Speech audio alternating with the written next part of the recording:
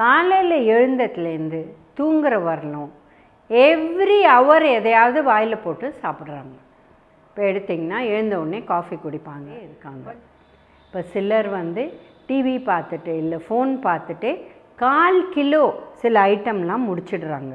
இது ஸ்வீட்டாக இருக்கலாம், இல்லை ஃப்ரைட் ஐட்டமாக இருக்கலாம், சுரக்குது. இது இப்போது காலை மத்தியானம் நைட்டு சுரந்தா பிரச்சனை இல்லை. த்ரூ அவுட் த டே இந்த மாதிரி பண்ணால் நம்ம ஆக்சுவலாக நம்ம பாடியை இன்சல்ட் பண்ணுறது. நடுவில் மோர் இல்லை காஃபி அவ்வளோதான் எடுத்துப்பாங்க, இதோட முடிச்சிடுவாங்க. பட் இது இந்த காலகட்டத்துக்கு ஏன் உதவுறதில்லை அப்படின்னு பார்த்தீங்கன்னா, நலம் வாழ 2.0 இந்த எபிசோடில் நம்ம ஒருத்தர் எவ்வளோ முறை சாப்பிடணும், ஒரு நாளைக்கு 3 தடவையா 2 தடவையா இல்லை 4 தடவையா, இதை பற்றி நம்ம பேச போகிறோம். இப்போ பார்த்திங்கன்னா ஒருத்தரோட பழக்கம் ஒன்று, ரெண்டாவது ஆஃபீஸ் போகிறாங்க, அந்த டைம் பிரகாரம் இதை ஃபிட்டுன்னு பண்ணும். இப்போ அந்த காலகட்டத்தில் பார்த்திங்கன்னா லைஃபே ஸ்லோவாக இருந்தது. அதனால் பிரேக்ஃபாஸ்ட்டுங்கிற ஒரு இது இல்லாத 9:30-10 மணிக்கு ஃபுல் மீல் சாப்பிட்டுடுவாங்க. இதை சாப்பிட்டுட்டு திருப்பி ஒரு 4-5 மணிக்கு அடுத்த உணவை சாப்பிட்டு ஒரு டிஃபன் ஐட்டம் மாதிரி நடுவில் மோர் இல்லை காஃபி அவ்வளோதான் எடுத்துப்பாங்க, இதோட முடிச்சிடுவாங்க. பட் இது இந்த காலகட்டத்துக்கு ஏன் உதவுறதில்லை அப்படின்னு பார்த்திங்கன்னா, ஒன்று நிறைய பேர் மருந்து எடுத்துக்கிறாங்க. அது ஹைப்பர் டென்ஷனுக்கு இருக்கலாம், இல்லை டயபெட்டிஸ்க்கு இருக்கலாம், இல்லை தைராய்டுக்கு இருக்கலாம், எதுக்கு வேணால் மருந்து எடுத்துக்கிறாங்க. ஸோ மருந்து எடுக்கிறதுனால இந்த காலை உணவுங்கிறது ரொம்ப முக்கியமாக வந்துடுச்சு. அண்ட் வேலைக்கு போகிறதுனால அந்த டைமில் சாப்பிடலைன்னா அடுத்தது 1:30-2 மணிக்கு தான் சாப்பிட முடியும், அதனால் ஃபிட் ஆகாது. ஸோ காலை உணவை எப்போ சாப்பிடணும்? 7லேருந்து 8:30க்குள்ளே காலையில் சாப்பிடணும்.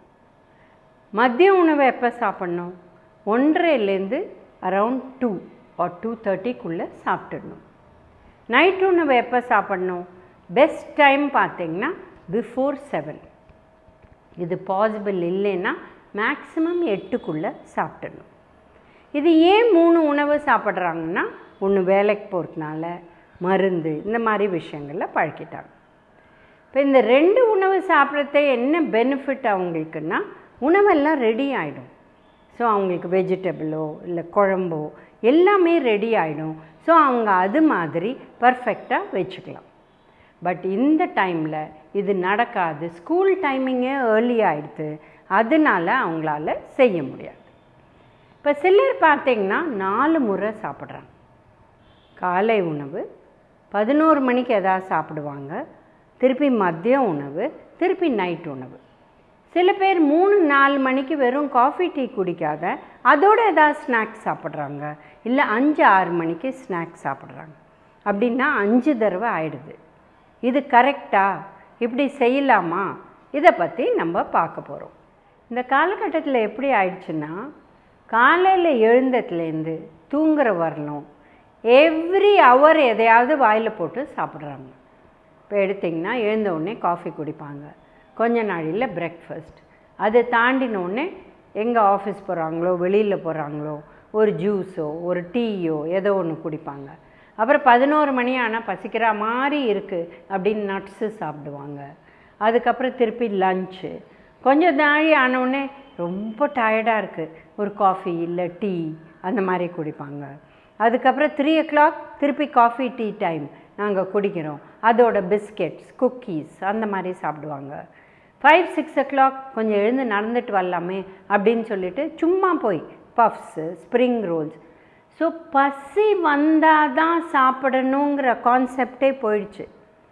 டைமை பார்த்து ஒன்று பிரேக்ஃபாஸ்ட் லஞ்ச் டின்னர் சாப்பிட்றாங்க, இல்லை பொழுது போகலை எங்களுக்கு கொஞ்சம் போர் அடிக்குது, இந்த மாதிரி ரீசன்ஸ் சொல்லி சாப்பிட்டுட்டே இருக்காங்க.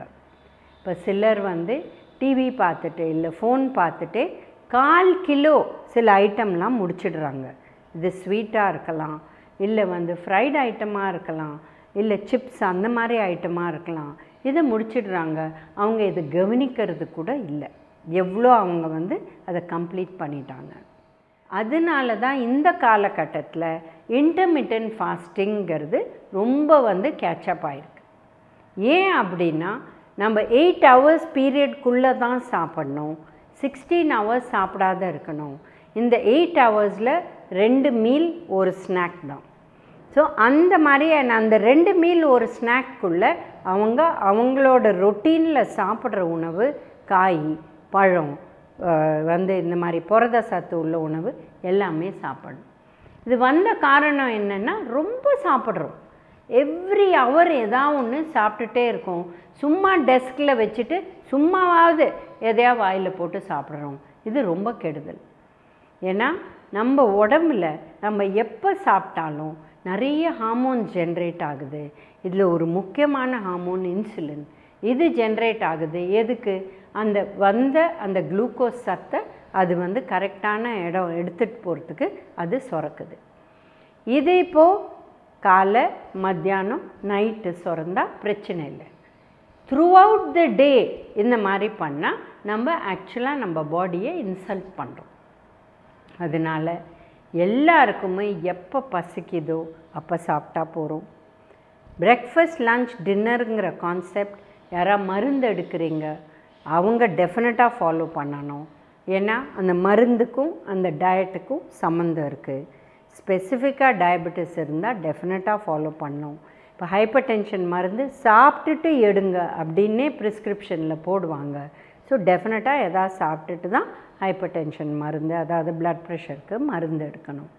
ஸோ இந்த மாதிரி ஒரு காலகட்டம்.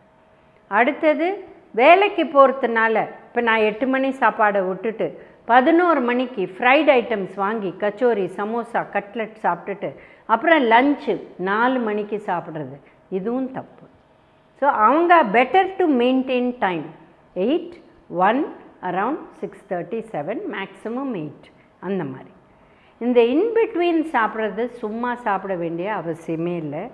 தேவை இருந்தால் 11 மணிக்கு மோர் குடிங்க அண்ட் 3, 4 o'clock டீ, காஃபி கொடுங்க. சில பேருக்கு தேவையே கிடையாது, அப்போ அது குடிக்க வேண்டிய அவசியமே கிடையாது. அவங்களுக்கு அசிடிட்டியும் வராது, ஒரு பிரச்சனையும் இருக்காது. அவங்க தாராளமாக இந்த மெயின் 3 மீல்ஸ் சாப்பிட்டாலே போதும். இப்போ 2 வேளை சாப்பிட்றவங்க அவங்க வந்து இந்த 3 வேளை சாப்பிட்றவங்கள 1.5 பாகம் சாப்பிடணுமா அப்படின்னு ஒரு பெரிய கேள்விக்குரிய. இப்போ அவங்க ஹைட்டுக்கு, அவங்க வெயிட்டு பிரகாரம் தான் அவங்க சாப்பிடணும். அண்ட் அவங்களுக்கு அவங்க உடம்பு பிரகாரம் என்ன தேவையோ அதுதான் சாப்பிடணும். நாங்கள் 2 வேளை தான் சாப்பிட்றோன்னு நிறைய சாப்பிட்டா நல்லதே கிடையாது. அண்ட் 2 வேளையிலையும் அவங்க புரத சத்தும் சாப்பிடணும், காயும் சாப்பிடணும். ரைஸை தவிர இதெல்லாமே வரணும். இது முக்கியம். இல்லைன்னா அவங்களுக்கு டெஃபிஷியன்சிஸ் வரும். இப்போ 3 வேளை சாப்பிட்றவங்க கூட ஈதர் லன்ச் அண்ட் டின்னர் இல்லை பிரேக்ஃபாஸ்ட் அண்ட் லன்ச் வந்து காயும் இருக்கணும், புரத சத்து உள்ள உணவும் இருக்கணும். எங்கேயா ஒரு இடத்துல ஃப்ரூட்டும் வரணும். இல்லைன்னா நிறைய பேர் நைட்டில் வெறும் தயிர் சாதம், இல்லைன்னா வெறும் தோசை, மிளகாப்பொடி, இல்லை இட்லி, மிளகாப்பொடி இந்த மாதிரி சாப்பிட்றாங்க. 2 வேளை அவங்களுக்கு காயும் தேவைப்படுறது, 2 வேளை புரத சத்து உணவும் தேவைப்படுது. இது ஏன்னா இந்தியாவில் நம்ம புரத சத்து ரொம்ப கம்மியாக எடுக்கணும். அதனால தான் நம்ம நாட்டில் ஒரு 60-65 வயசு ஆனாலே டயர்ட் ஆகிடுது, எங்களுக்கு வயசாகிடுச்சுங்கிறாங்க. இதே வெளிநாட்டில் பாருங்கள், இல்லை இந்தியாவிலே நீங்கள் மலை பிரதேசத்தில் இருக்கிறவங்கெல்லாம் பாருங்கள், இவங்க 80 வயசு 85 வயசு வரலும் கூட எல்லாம் ஆக்டிவாக செய்கிறாங்க. ஒரு படி கூட 200 படி சாதாரணமாக ஏறி போகிறாங்க.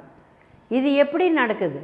நிறைய புரத சத்து உள்ள உணவு சாப்பிட்ணும் 2 வேளைக்கு.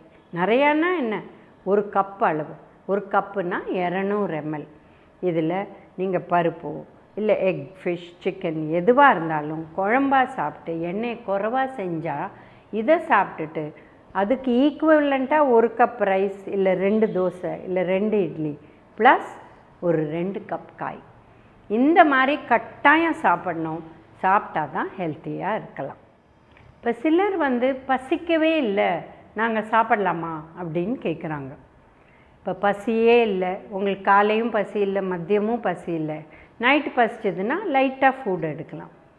இல்லை 1-2 days இந்த மாதிரி இருக்குன்னா நீங்கள் கஞ்சி இல்லை லிக்விட் டயட் அந்த மாதிரி போகலாம். இல்லை பசி எடுக்க நிறைய ஹோம் ரெமெடிஸ் இருக்குது, அதெல்லாம் பண்ணலாம்.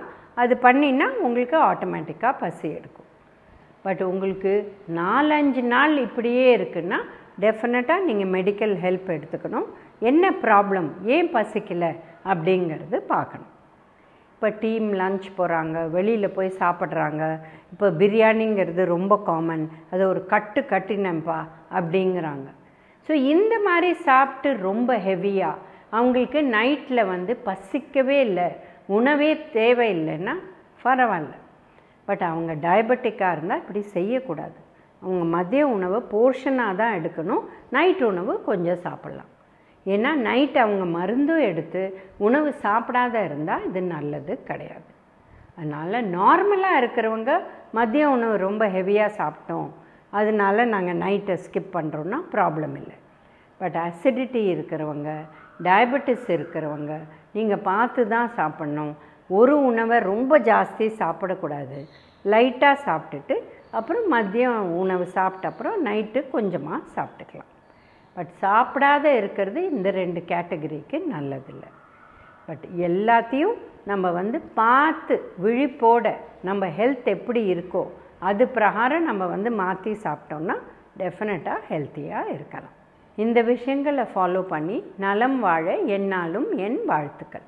விகடன் வெல்கம் பேக் இப்ப வெறும் 29 ரூபாயில். ஜூனியர் விகடன், ஆனந்த விகடன், நாணயம் விகடன் உள்ளிட்ட 8 டிஜிட்டல் இதழ்கள், வேல்பாரி, நீரதிகாரம், அணிலாடும் முன்றில் உள்ளிட்ட கிளாசிக் தொடர்கள், சுஜாதா, எஸ். ராமகிருஷ்ணன், அசோகமித்ரன் உள்ளிட்ட நட்சத்திர எழுத்தாளர்களின் சிறுகதைகள் என 29 ரூபாயில் 3 மாதங்களுக்கு விகடனை அன்லிமிட்டடாக படிக்க இப்போதே சப்ஸ்கிரைப் செய்திடுங்கள்.